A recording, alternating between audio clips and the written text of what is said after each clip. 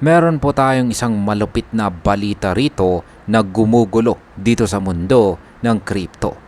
Si Sui, ang kilalang Layer 1 blockchain token, ay bigla po kasing nag-surge pataas.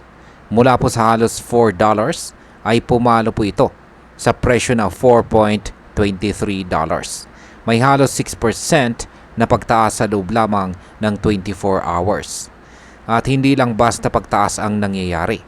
May kasamang whale accumulation, matinding technical setup, at nagliliyab na pag-asa para sa isang SUI ETF. Ngayong balik na naman ang sigla sa market ng altcoins, mukhang si SUI ang nangunguna sa rally. Kaya sa video na ito ay bubusisiin natin ang mga dahilan kung bakit sumabog sa SUI, ano ang mga technical signals na nagpapakita ng posibilidad na umabot pa siya sa $5 to $7.80, at ano ang ibig sabihin nito para sa atin bilang mga Pinoy crypto enthusiast.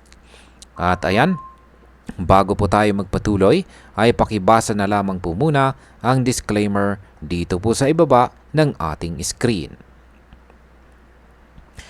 Yan, simulan po natin sa kung paano po nagsimula ang biglaang pagsabog ng presyo nitong si SUI. Ayon po sa datos mula sa market, ay tumaas si SUI ng 5.88% sa loob ng isang araw at umabot po sa presyong $4.23. Pero kung titignan po natin ang kanyang performance sa nakarang linggo ay halos 8.76% na ang itinaas ng kanyang presyo. Ang pinakamalaking dahilan ng paggalaw na ito ay ang pagbabalik ng kanyang TVL or Total Value Lock sa mahigit $2 billion. Ibig sabihin nito ay mas maraming pera po ang nakalock sa mga decentralized finance or DeFi protocols sa SUI network. Mas maraming project, mas maraming gumagalaw na kapital at mas malakas ang kumpiyansa ng mga investors. Ngayon ay bakit po mahalaga ang pagtaas ng total value lock ni SUI? Kapag ang TVL ay tumataas, sinyalis ito na maraming gumagamit ng platform. Sa madaling salita ay buhay na buhay ang ecosystem ni SUI. At ang mas nakakagulat pa ay nagpaparamdam na ang mga whales o malalaking holders. Ayon po sa on-chain data ay tumataas ang whale accumulation. At kapag ganito ang nangyayari, madalas itong sinyales ng isang malaking price rally na paparating. At ayon po dito kay Ginoong Carl Moon, isa po siyang kilalang crypto analyst, si SUI daw ay nagsisimula ng maging leader sa rotation ng altcoins. Sa madaling salita, habang ang ibang altcoins ay umiinit, si SUI ay nauuna sa pila. Ngayon ay ano naman ang sinasabi ng mga technical analysis dito kay SUI? Kung titingnan po natin ang chart ni SUI, ay makikita natin ang formation ng isang bullish flag at saka symmetrical triangle pattern. Para po sa mga hindi pamilyar, ang bullish flag ay sinyales na posibleng magpatuloy ang uptrend ng presyo. Samantalang ang symmetrical triangle ay nagpapakita ng posibilidad ng malaking breakout, pataas man or pababa. Pero sa sitwasyon ngayon, pataas po ang tinuturo ng momentum. Ayon po ulit kay Ginoong Carl Moon ay posibleng umabot sa $4.80 ang susunod na target ni SUI base sa kanyang bullish flag.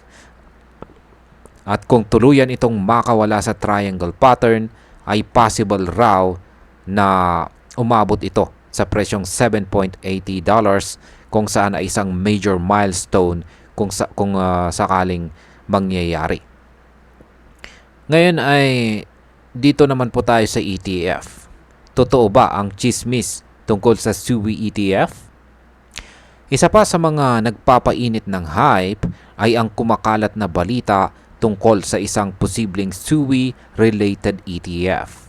Hindi pa ito kumpirmado pero ang mga investors ay alerto at nakatutok sa posibilidad. Kapag may ETF, ibig sabihin ay mas maraming institutional money ang maaring pumasok at malamang ay tataas palalo ang presyo. Kaya kahit hindi pa opisyal ay sinasakyan na ito ng market. Ang dami na ring nagsasabi na kapag tuluyang nabasag ni Sui ang resistance sa $4.20 ay kaya po niyang i-target ang presyong $5 bilang next move. Ngayon ay saan po banda ang malalakas na support at resistance levels ni Sui? Ayon po ulit sa update ni Ginoong Carl Moon, ang dating resistance area sa pagitan po ng $4 to $4.20 ay naging bagong support zone na ngayon. Malakas din ang hawak ni Sui sa presyong $3.50 na siyang nagsisilbing solid base kung sakaling magkaroon ng konting retracement. Ito ay magandang senyales dahil pinapakita nito na maraming traders ang handang bumili kapag bumaba si Sui sa ganitong mga presyo. Kapag ganito po ang pattern ay posibleng magsilbing launching pad ito para sa mas malalaking price targets. At ayan, para po sa atin bilang mga Pinoy crypto enthusiasts na mahilig pong mag-trade o mag-invest sa altcoins, malaking bagay ang galaw ni Sui. Una sa lahat ay nagkakaroon tayo ng panibagong opportunity para sa potential short-term o long-term gains. Ang pagkakaroon po ng malinaw na technical structure, whale accumulation at posibleng ETF ay tumuturo ito sa positibong direksyon para sa token na ito. Pangalawa, ang performance po ni Sui ay nagsisilbing indicator para sa rotation ng mga altcoins. Kapag nag-uunahan na ang mga whales at saka traders sa pag-position kay Sui, baka ito na ang simula ng altcoin season. At kung mangyari ito, marami pa tayong pwedeng pagkakitaan sa mga susunod na buwan. At bilang panghuli, sa dami po ng mga nangyayaring developments dito kay Sui, masasabi ko na hindi ito simpleng hype lamang. Ang kombinasyon po ng tumataas na TVL, technical strength, whale activity at saka ETF speculation ay nagbibigay po ng tunay na momentum kay Sui. Hindi ito basta chismis lamang, kundi back by data. Ayan, may backup po na base sa mga datos. Pero gaya po ng lagi kong paalala, huwag po tayong basta sumunod sa hype lamang. Mag-research pa rin tayo ng mabuti at gumamit po tayo ng ating risk management. Maganda pa rin po ang takbo ni Sui ngayon at hindi po natin masasabi kung gaano ito tatagal. Kaya kung isa ka pong trader, magandang pag-aralan ang mga support at resistance levels.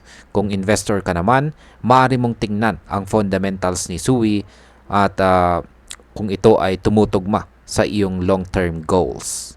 At ayan, hanggang dito na lamang po tayo sa video na ito mga ka-crypto. Marami pong salamat sa panonood. Ingat po tayo lagi at God bless po sa ating lahat.